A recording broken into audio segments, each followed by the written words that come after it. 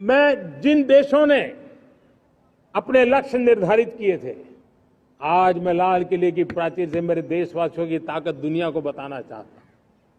G20 देश के समूह जो नहीं कर पाए वो मेरे देश के नागरिकों ने करके दिखाया है, मेरे देशवासियों ने करके दिखाया है, हिंदुस्तान ने करके दिखाया है। पेरिस एकॉर्ड के अंदर जो टारगेट हमने तय किए थे, उन टारगेट को समय से पहले पूरा करने वाला G20 देशों के समूह में अगर कोई है तो एकमात्र मेरा हिंदुस्तान है, एकमात्र मेरा भारत है। और इसलिए गर्व होता है साथियों। रिन्यूएबल एनर्जी के टारगेट हमने पूरे, हम 2030 तक रिन्यूएबल एनर्जी को 500 गीगावाट तक ले जाने के लिए मकसद से काम किया। आप कल्पना कर सकते हैं कि कितना बड़ा लक्ष्य है। दुनिया के लोग सिर्फ 500 गीगावाट शब्द सुनते हैं ना तो मेरी तरफ ऐसे ऐसे देखते हैं, लेकिन आज मैं विश्वास से कह रहा हूं देशवासियों को कि इस लक्ष्य को भी हम पूरा करके रहेंगे। और ये मानव जाति की भी सेवा करेगा, हमारे भविष्य की भी सेवा करेगा, हमारे बच्चों के उज्जवल भविष्य की गारंटी बनेगा। हमने 2030 तक हमारी रेलवे को नेट जीरो एमिशन का लक्ष्य लेकर के हम चल रहे हैं। साथियों, पीएम सूर्य घर मुफ्त बिजली योजना उसको एक नई ताकत देने वाली है और ये बदलाव का फल मेरे देश के सामान्य परिवार को मिला, विशेष करके मेरे मध्यम वर्ग को मिलेगा जब उसका बिजली का बिल मुफ्त हो जाएगा। इलेक्ट्रिक व्हीकल उसकी मांग बढ़ती जा रही है। जब पीएम सूर्य घर योजना से वो बिजली उत्पादन करता है सूर्य से, तो उसका व्हीकल का प्रवास का खर्चा भी वो कम कर सकता है। साथियों, हम ग्रीन हाइड्रोजन मिशन लेकर के एक ग्लोबल हब बनना चाहते हैं। बहुत तेजी से नीतियां बनाई गई है, बहुत तेजी से उसका इम्प्लीमेंटेशन का काम हो रहा है और भारत ग्रीन हाइड्रोजन एक न्यू एनर्जी की दिशा में हम जाना चाहते हैं। और ये सारे जो प्रयास चल रहे हैं, क्लाइमेट की चिंता तो है ही है, ग्लोबल वार्मिंग की चिंता है, लेकिन इसके अंदर ग्रीन जॉब्स की बहुत बड़ी संभावना है। और इसलिए आने वाले कालखंड में ग्रीन जॉब्स का महत्व बढ़ता है, तो उसको सबसे पहले कैप्चर करने के लिए मेरे देश के नौजवानों को अवसर देने के लिए और ग्रीन जॉब्स के लिए एक बहुत बड़ा क्षेत्र को बढ़ावा दे रहे हैं। मेरे प्यारे देशवासियों, आज हमारे साथ इस तिरंगे झंडे के नीचे वो नौजवान बैठे हैं जिन्होंने ओलंपिक की दुनिया में भारत का परचम लहराया। मैं मेरे देश के सभी एथलीट्स को, मेरे देश के सभी खिलाड़ियों को 140 करोड़ देशवासियों की तरफ से बधाई देता हूं और हम नए सपने, नए संकल्प, अत्यंतिक पुरुषार्थ के साथ नए लक्ष्यों को हासिल करने के लिए आगे बढ़ेंगे, ऐसा मैं विश्वास के साथ उनको शुभकामनाएं भी देता हूं। आने वाले कुछ दिनों में भारत के एक बहुत बड़ा दस्ता पैरालंपिक के लिए पेरिस जाने के लिए रवाना होगा। मैं मेरे सभी पैरालंपिक खिलाड़ियों को भी हृदय से बहुत बहुत शुभकामनाएं देता हूं। साथियों, भारत ने G20 को ऑर्गेनाइज किया, हिंदुस्तान के अनेक शहरों में ऑर्गेनाइज किया, 200 से ज्यादा इवेंट किए। पूरे विश्व में G20 का इतना बड़ा व्याप, इतना बड़ा कार्यक्रम कभी नहीं हुआ, इस बार हुआ। इसने एक बात सिद्ध कर दी है कि भारत में बड़े से बड़े काम, कार्यक्रम ऑर्गेनाइज करने की ताकत है। भारत को किसी को भी हॉस्पिटैलिटी का सामर्थ्य भारत में सबसे ज्यादा है। अगर ये सिद्ध हो चुका है तो साथियों, हिंदुस्तान का सपना है कि 2036 में जो ओलंपिक होगा वो मेरे हिंदुस्तान की धरती पर हो। इसके लिए हम तैयारी कर रहे हैं, उसके लिए हम आगे बढ़ेंगे। साथियों, समाज के आखिरी तबके के जो लोग हैं, ये हमारा सामाजिक दायित्व है।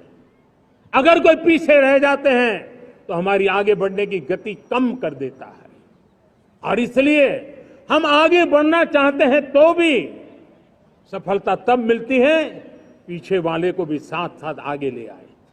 और इसलिए हम सबका दायित्व बनता है कि हमारे समाज में आज भी जो क्षेत्र पीछे रह गए हैं, जो समाज पीछे रह गए हैं, जो लोग पीछे रह गए हो, हमारे छोटे छोटे किसान हो, हमारे जंगलों में रहने वाले मेरे आदिवासी भाई बहन हो, हमारी माताएं बहनें हो, हमारे मजदूर हो, हमारे श्रमिक साथी हो, हमारे कामगार लोग हो, इन सबको हमें बराबरी में लाने के लिए, हमारे बराबर लाने के लिए भरपूर प्रयास करना है। लेकिन अब गति पकड़ गई है, अब लंबे दिन तक हमें वो करना नहीं पड़ेगा, बहुत जल्द वो हमारे पास पहुंच जाएंगे, हमारी बराबरी में आ जाएंगे, हमारी ताकत बहुत बढ़ जाएगी और बड़ी संवेदना के साथ हमें इस काम को करना है। और इसके लिए एक बहुत बड़ा अवसर आ रहा है। मैं मानता हूं संवेदनशीलता की दृष्टि से इससे बड़ा अवसर क्या हो सकता है। हमें पता है 1857 के स्वतंत्रता संग्राम के पहले भी अंग्रेजों के नाक को दम करने वाला हमारा देश का एक आदिवासी युवक था।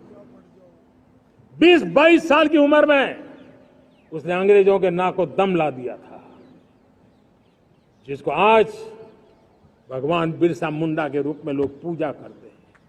भगवान बिरसा मुंडा की 150वीं जयंती आ रही है। ये हम सबके लिए प्रेरणा का कारण बने। समाज के प्रति छोटा सा छोटा व्यक्ति भी देश के लिए कैसी जज्बात रखता है, उससे बड़ी प्रेरणा भगवान बिरसा मुंडा से अधिक कौन हो सकता है। आइए हम भगवान बिरसा मुंडा की 150वीं जयंती जब मनाएं, संवेदनशीलता का हमारा व्याप बढ़े, समाज के प्रति हमारा ममभाव बने, हम समाज के हर व्यक्ति को, गरीबों को, दलित को, पिछड़ों को, आदिवासियों को, हर एक को हम अपने साथ लेकर के चले। इस संकल्प को लेकर के चलना है। मेरे प्यारे देशवासियों,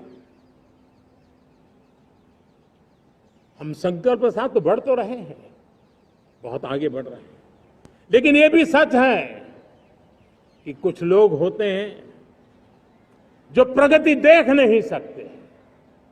कुछ लोग होते हैं जो भारत का भला सोच नहीं सकते हैं। जब तक खुद का भला न हो तब तक उनको किसी का भला अच्छा नहीं लगता है। ऐसी विकृत मानसिकता से भरे हुए लोगों की कमी नहीं होती है। देश को ऐसे लोगों से बचना होगा। वे निराशा की गर्त में डूबे हुए लोग हैं। ऐसे मुट्ठी भर निराशा की गर्त में डूबे हुए लोग,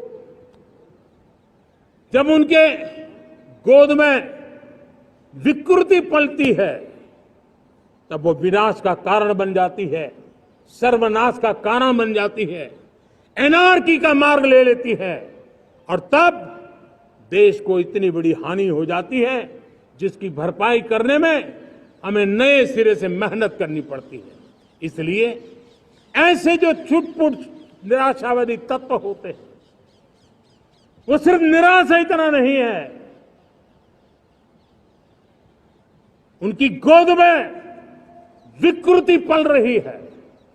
ये विकृति विनाश के, सर्वनाश के सपने देख रही है, ताने बाने जोड़ने की प्रयासों में लगी हुई है।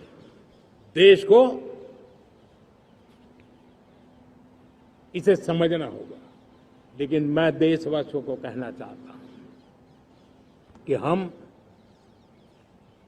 हमारी नेक नीयत से, हमारी ईमानदारी से, राष्ट्र के प्रति हमारे समर्पण से हम सारी परिस्थितियों के बावजूद भी विपरीत मार्ग पर जाने वालों के लिए भी, उनके भी दिल जीत करके हम देश को आगे बढ़ने के हमारे संकल्प में कभी भी पीछे नहीं हटेंगे। ये मैं विश्वास दिला चाहता हूं। साथियों, चुनौतियां हैं, अनगिनत चुनौतियां हैं। चुनौतियां भीतर भी है, चुनौतियां बाहर भी है। और जैसे जैसे हम ताकतवर बनेंगे, जैसे जैसे हमारा तवज्जो बढ़ेगा, तो चुनौतियां भी बढ़ने वाली है। बाहर की चुनौतियां और बढ़ने वाली है, और मुझे उसका भली भांति अंदाज है। लेकिन मैं ऐसी शक्तियों को कहना चाहता हूं, भारत का विकास किसी के लिए संकट लेकर के नहीं आता। हम विश्व में समृद्ध थे तब भी हमने कभी दुनिया को युद्ध में नहीं झोंका है। हम बुद्ध का देश है, युद्ध हमारी राह नहीं है। और इसलिए विश्व चिंतित न हो भारत के आगे बढ़ने से। मैं विश्व समुदाय को विश्वास दिलाता हूं कि आप भारत के संस्कारों को समझिए, भारत के हजारों साल के इतिहास को समझिए। आप हमें संकट मत मानिए, आप उन तरकीबों से न जुड़िए जिसके कारण देशवासियों को कहना चाहता हूं, चुनौतियां कितनी ही क्यों ना हो, चुनौती को चुनौती देना ये हिंदुस्तान की फितरत